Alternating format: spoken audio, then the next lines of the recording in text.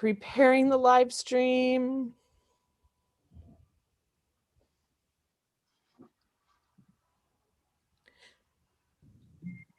All right, so everybody, welcome to our the live stream chat. Oh man, I have to turn off something. There you go, turn that off. We're gonna chat with Pastor and Professor, I don't know what your official title is, Ryan Teets, and he is a alumni here of St. James. He actually graduated the same year as Mr. Rogers did. And that was before paper because we can't seem to find any yearbooks from that year. But Ryan and I grew up as kids together, had a lot of fun over the years, and his mother is Mrs. Teets, our art teacher. So a lot of connections there. I'm going to take a screenshot as soon as Mr. Rogers does his video, because I think it's super cool that we have 3 graduates from our school all here in one room together, all serving the Lord together. How cool is that? I can't do my camera because it has the same issue other people were having. I don't know why. Here, you can be a host too. Hey, thanks. You actually trust the principal to do that? That's a little nerve-wracking. All right, so let's pass it off to Ryan Teets. Yeah. I mean, that's one of those moments. Like, well, what do I call you? Is it pastor? Is it reverend? Is it professor? Is it? If I want to be really snooty, I can always go Reverend Doctor, which always makes me feel like I should be a lot older than I really am at this point in the game. But no, I mean, it is funny. Here it is, Lutheran Schools Week, and all the great dress-up days. I mean, what have been some of your favorite dress-up days so far over in St. James? I'm assuming you got pajama day in. Please tell me you got pajama day in. That's a sacred ritual, for crying out loud. We did not have pajama day per se. We have had, we wore our Sent to Serve t-shirt day. We had Future Career Day. We had Athletic and Sports Team Day when we were sent to serve on God's team. Yesterday was Blue and Gold Pride Day. And today, each class chose a country, because we're talking about sent to serve in the world. So every class is a different country, and they're representing in their colors of that country. Man. Oh, yeah. And to think my kids were also lamenting. Back in the good old days, we did Pajama Day, which is kind of funny to hear my kids lamenting the good old days of Pajama Day. But yeah, I mean, and this theme, though, for Lutheran Schools Week it couldn't be much better. I mean, it's funny when I get the bit, so are you reverend, are you doctor, reverend doctor, professor, reverend professor, when the seminary wants to be suitably snooty on our propaganda, which is always kind of funny to see. Because it's really that service the service aspect that got me on this really crazy journey, which is still hard for me to wrap my brain around. I mean, here I am at a seminary office, been here at Concordia Theological Seminary this is the scary part. This is my 6th year here, which, given where I've been, is the longest I've lived in any place since leaving home for college. And who would have thought it would be Fort Wayne, Indiana, of all random places in the universe? So yeah, in terms of kind of how I got to this point, just kind of start out with some autobiography, good a place as any, is you're looking at somebody who never thought he wanted to be a pastor. Back when I was in your shoes, 6th, 7th, and 8th grade, I was the non-athletic kid who liked his books a lot and really could never shoot a basket. For those of you who St. James basketball players, I did have the dubious honor, the great statistic that I'm quite proud of, is I had twice as many fouls as I ever had points. I could blow people up, and that's about all I could ever do. I was told that you should have those numbers a little bit closer, but that was just that's called not really liking athletics when I was ever. But Pastor, you did your part. You did your part. I can throw elbows and I cannot make hoops. That's pretty much all I still to this day. That's what I do. Yeah. Big guys are good for something, but no, I mean, it's one thing I was hoping to find, and I have it someplace buried in my office. Like most of you, or most of us, I have 2 offices. This is my pretty office. You'll see I have my nice PhD diploma. I have Luther's works that I generally don't look at. I have all my New Testament stuff. So in other words, all the books that look pretty that I never use, that's what you're actually seeing behind me. But back in my other office, in the unfinished basement where it's quite cold and quite dark, and it's hard to talk because my teeth chatter half the time now because it's winter, is that I have an old t-shirt that managed to survive since 1994. And okay, kids, I'm going to do the unthinkable. I'm going to have old guy reminiscing for about 2 minutes. I promise I'll get away from it because nobody cares about the good old days. But the t-shirt that I dug up, and mind you, my wife and I have been married now for 20 years and we've moved 8 times. We've lived in the same house now for 5 years, which is the record for us in 20 years of marriage. Is that the shirt that I found was from 1994, the summer of it, and has something of seeing more of God's kingdom in Seymour, Indiana. So when I look back at how I got on this crazy journey, it was a servant event back in the summer of 94. And I still have the t-shirt. It has survived 8, you throw in college, it's probably survived, probably 6 or 7 houses now, a couple apartments, 5 states. Yikes, that's frightening when I think about it that way. Because my goal in life was never to become a pastor. Let's make that abundantly clear. Junior high, I was scared to death of hospitals and funerals, which is kind of rough if you want to be a pastor. Not one of those kind of odd parts of the job description. You do a lot of that stuff. But it was that servant event back in 94. So this would have been summer between my junior and senior years of high school. So a little bit post St. James, but not too much, where we did a servant event down to Seymour, Indiana, which for those of you who know Seymour, it's not a lot to look at. There's been one famous person from there, and he's not even that famous anymore. John Mellencamp, random old guy trivia, I guess. But it was that event where suddenly I had to really rethink what I wanted to do. Back then, I was speech and debate drama. That's what I do. I mean, I still do speech and debate drama. I mean, public speaking. That's what I do for a living. For the records, me sitting down for a meeting is hard. According to my Fitbit, I generally get about 1,000 steps when I teach every hour. I move a lot. But it was that event where this guy who in high school was convinced he wanted to become an attorney, I was into politics. You could don't ask my parents about that. What happened back then stays back then. And don't ask Ms. Goodspeed's brother any of those stories either, because we were old friends back then. And somehow you both ended up pastors. Yeah, what's the world coming to? I know, I'm shocked. But yeah, so what ended up happening was that event where we were doing house construction, a lot of rehabbing of stuff down in Seymour, a pretty rural part, kind of rural backwaters. It's almost the Tatooine of Indiana, if you will. And it was that area in which it became a matter of, is there something more worthwhile than pursuing a law career? So it was back then where I had my senior year of high school. It was what should I do? Suddenly my pre-law dreams of my senior year began to really rethink things. And then it came a matter of applying for graduate school, or not graduate, too many degrees. My daughter will tell you who, I'm not supposed to mention her name, so I didn't. I did not tell you her name was Amaya because she told me not to mention her name. Yeah, she will tell you that she never knew Dad as not a student until she was turned 11. So when it came time to look at schools, I ended up going to Concordia Seward. Mind you, Concordia River Forest is just around the corner, up the street from you guys, in Chicago. And I said, there's no way I want to go to Concordia, Chicago. I go to Concordia Seward. And I started out secondary ed, changed my major to pre-sem within, I think I changed my major once, and it was in the second day of my undergrad, which is kind of unthinkable. I went to pre-sem scared to death. Was really thankful there for doing lots of Greek, lots of Hebrew, and spending lots of time in God's Word. And then ended up running off to the People's Republic of China to go teach English between graduation from Seward and starting seminary. Thought I was going to do Chinese ministry. End up meeting this nice woman who I've now been married to for 20 years while teaching English in China. Southeast coast, it was really hot. I sweated a lot.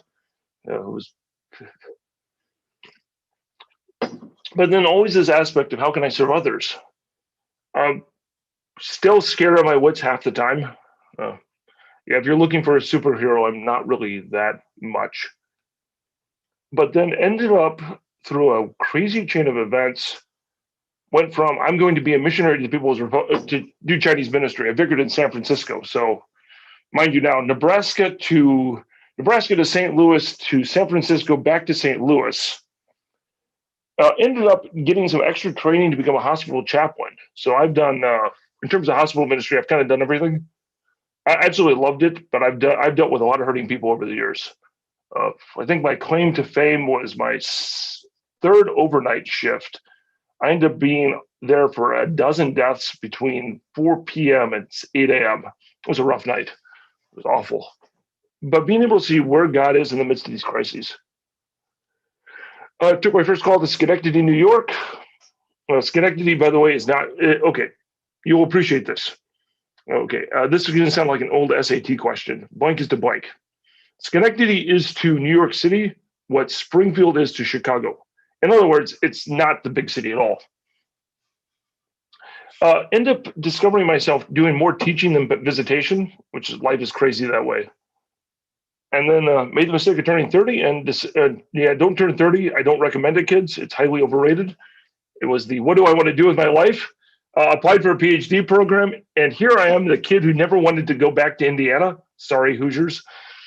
Like, yeah. And I found myself, okay, I ended up doing a PhD in Chicago at Trinity Evangelical Divinity School. Pretty diploma behind you. Okay, yeah, I'm showing it off. And then no sooner say I'm perfectly happy in Chicago. And Chicago, mind you, as a rabid Cardinals fan, was really fun to live in. I grew up around Cubs fans and became a Cardinals fan despite them all. Since third grade, Mrs. Mauer's class, I became a Cardinals fan because I don't like the Cubs. Sorry to offend anybody who might be listening. I really don't like the Cubs. And yeah, and then no sooner, and then I end up I spent all my time saying, oh, Concordia, Chicago, never want to go there. What an awful place. I'm going to go to Seward. And God pulled a bit of a Jonah with me. I ended up teaching at Concordia, Chicago. I ended up teaching about 15 classes there, a bunch. Absolutely love the place. I think the world of Concordia, Chicago. The same way I think the world of Concordia, Seward. No sooner say I'm perfectly happy in Chicago than I get an email 7 years ago, about this time probably, from the academic dean. So one of who's by now my boss, Dr. Yushin, saying, we'd like to interview you for this position. And I say, there's no way. I did not graduate from that school. There's no way I would like it. End up driving Highway 30 from Chicago to Fort Wayne in the dead of winter. I don't recommend it. It's a boring drive. And then I still recall bawling my eyes out driving back home to Chicago, thinking I'm going to go to end up at Fort Wayne. Been here 6 years and just love what we're doing here at the seminary. It's been a lot of fun. And I spend most of my time teaching. I teach Old Testament mostly. Isaiah is where I've spent a lot of time. For those of you who remember your books of the Bible, for those of you kids who have been having to learn them, I've been, if you can tell me where the book of Obadiah is, you get an extra gold star for this. Because I just got done writing a commentary on the book of Obadiah, which will come out sometime. Yeah. So yeah, if you know where Obadiah is, congratulations. It's 21 verses. But yeah, so what I've been doing a lot of lately is, okay, so I serve as a seminary professor, which is crazy fun. But I also am really working with where does God matter when life sticks has been where I've been doing most of my thinking. Okay, gold star for the kid who knows where Obadiah is. And after Amos, by the way, just to answer that question. The teacher got it, not the. Oh, okay. Never mind. Okay, so much for being impressed. Is Sophia correct? Is it after Amos? Yeah. We all were singing the song Mrs. Hamilton taught us in third grade. Oh man, and I'm at this point I need to stop mentioning the word Obadiah because this will turn into a class lecture. That's about the last thing you need at this hour of the afternoon, morning, or whatever time it seems to be right now. But yeah, so a lot of what I've been doing lately has been this idea of service. How do you serve, and where does God? What does hope look like? And so yesterday. So I'm a member at Emmanuel Lutheran Church in downtown Fort Wayne. So when I joined there, I was told I was number 15, which meant the 15th pastor to join the congregation. A few of you might know this guy called Pastor May. He and I are members of the same church. I'm currently teaching a Bible study with the pastor who baptized and confirmed me in there, which is kind of freaky. He covered a class about 2 years ago and he's teaching catechism. And suddenly I get called on. I'm having flashbacks to 8th grade and thinking I don't like this at all. So a lot of what I've been doing. So yesterday I do shut-in visits as a way to be a pastor. And I'm visiting with a woman, 92, sharp as a tack. One of these people who, because of all this craziness, can't get out to church, is scared to death of getting communion. So I was bringing her communion. And I mean, fill in your COVID precautions. We all know these too much right now. And she said, "Oh, I saw in the bulletin you're listed as doctor. And what should I call you, doctor?" And I said, "No, you can call me pastor. I'm your pastor." And that for me kind of put life in perspective.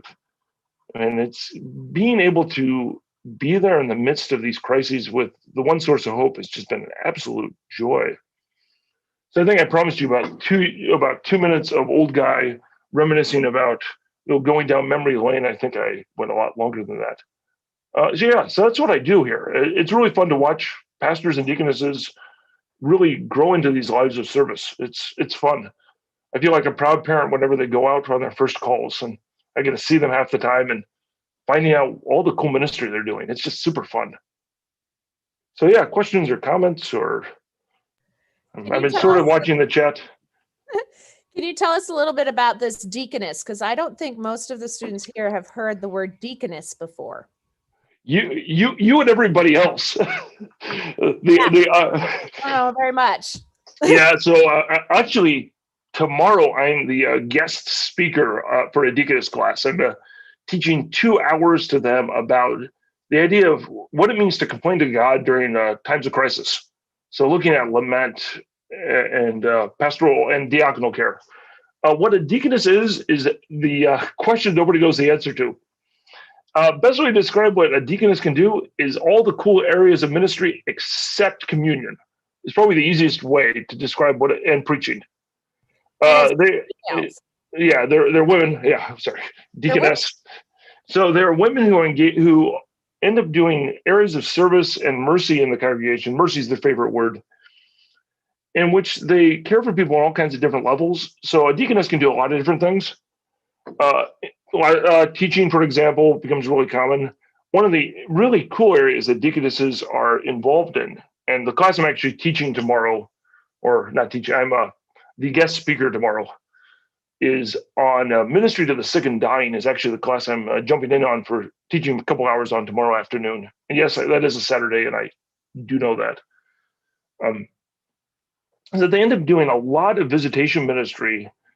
And what a deaconess can do, and why I've never had the chance in my parish life to ever have a deaconess, worked with a couple DCs over the years,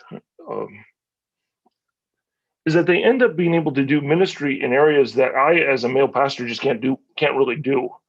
So in terms of a lot of health issues, being able to really be this important presence of God in the midst of crises.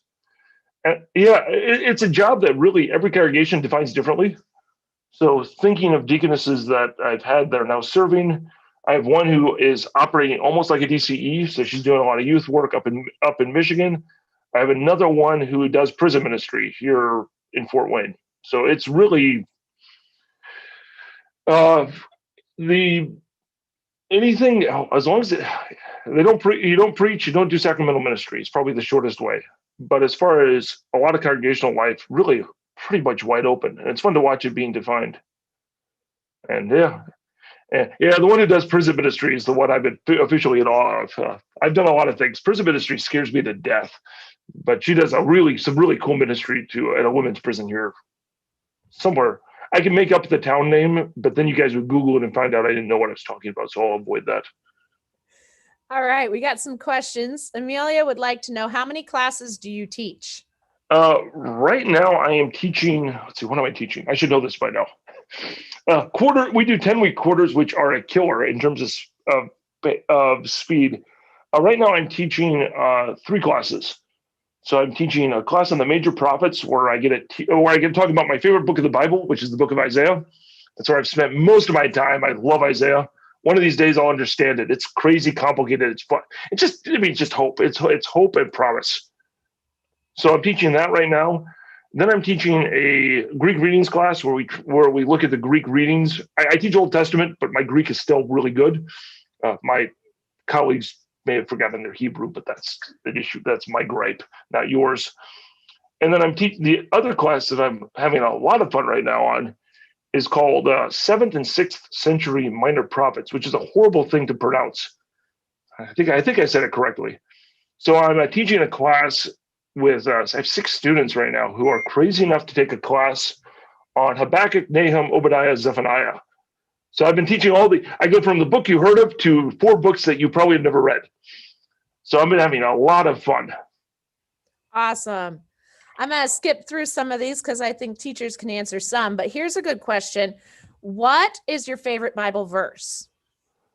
Okay, I'm going to do the unthinkable. I can actually show you a picture of it. Okay, pardon me. If you're motion sick, I'm sorry. The screen's going to move right now, so my apologies. So feel free to look away. So if you take a look at it, okay. Yes, I'm pandering to my mother. So there we have, this is actually my office. This is a gift from my mom, who is on the call. So I'm plugging my mom's artwork, by the way. For those of you who know Mrs. Teach, she's a tremendous artist. Okay. And that is based upon, that's a collage my mother did on Isaiah 30:15. How's that for picking something obscure? So, okay, sorry. Okay, screen is stable now. Don't panic. Thank you to Bluetooth headsets. At least allows me to stay plugged in. So Isaiah 30:15 is actually the message of Isaiah in a nutshell. So I'm going to use the RSV translations, the Ryan Standard Version. In returning and rest, you'll be saved. In peace and quietness will be your hope. So what I love about that is if you take a look at that beautiful piece of artwork that my mother did as my gift for starting here at the seminary, is there's a lot of jumbles going on. And if you look really closely, you'll see those words quiet and rest.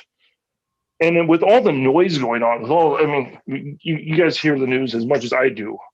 I try not to anymore, but is that in the midst of all of that, we have that invitation to find rest and find silence. And hope for a Christian isn't doing stuff. It's not trying to figure things out. We don't have to be the ones who know things.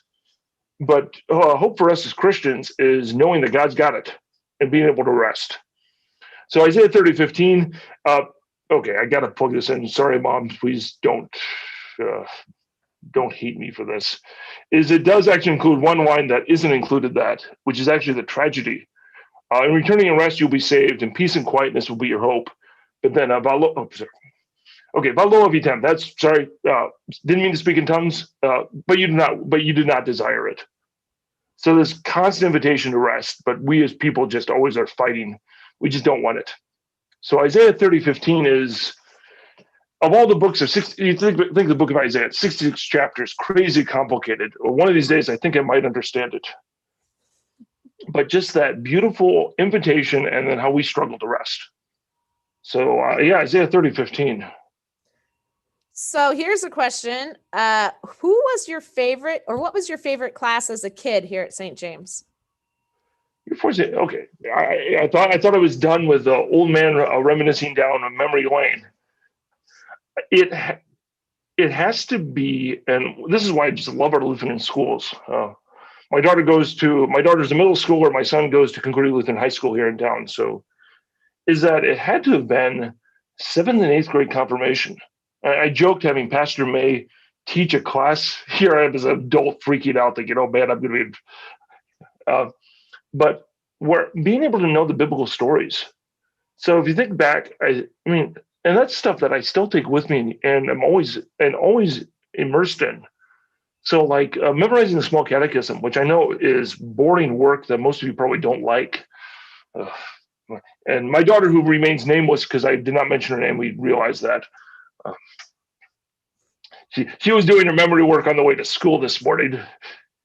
But knowing that small catechism, I mean, that's something I use. Here I am, a seminary professor, reverend, doctor, whatever you want to call me. That's something I use. I'm always coming back to.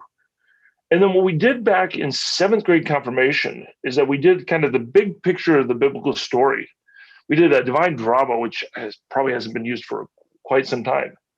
But for me, that allowed me to know kind of the challenge of with dealing with the Bible.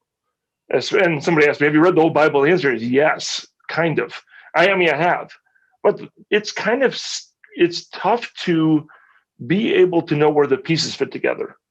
So that when we did that in 7th grade, it gave me kind of the big storyline from Genesis to Revelation. And for me, that was extremely helpful. And that's stuff that there's not really a day that goes by in my life where I'm not having something like that where I might not be thinking about it, but it's definitely been in the background. But yeah, 8th grade confirmation, those basics and just knowing the biblical stories. I teach some of my students are in their mid-20s. So, and one of my challenges when I'm working with my students, and one of my kind of surprises, is how many students just don't know some of the big stories. So, and that's just kind of where we are now. Period. So, All how's right. that sorry. What is speaking in tongues mean? I saw that that's called a theological wisecrack. Sorry, forgot my audience. Yes, that's right there when I was making my wisecrack about the Amish. What I meant was what I said sounded like gibberish. It was me accidentally lapsing into the Hebrew without realizing what I had done. This is just an occupational hazard of mine. If it drove you nuts, don't feel bad. You can ask my MDiv students. It drives them nuts sometimes too. Like, what the heck is Dr. Teets talking about? Telling you should have learned your Hebrew better. So that's what that meant. Sorry. You just jumped into Hebrew. Do you know any other languages? Greek is decent. My French. I once upon a time had to learn French. My French teacher for my PhD did not like me much because we did not have to say it out loud, so I pronounced it phonetically. Apparently, you're not supposed to say those ends of those syllables in French, but they made it easy. I dealt with it. I had a little bit of German that I do for research, but biblical languages and that was the best part about going to a Concordia for undergrad. Being able to I spent. I did 2.5 years, 3 years of Greek and 2.5 years of Hebrew when I was an undergrad. So much time just being able to see these moments of just the beauty of how God's word unfolds. It's this.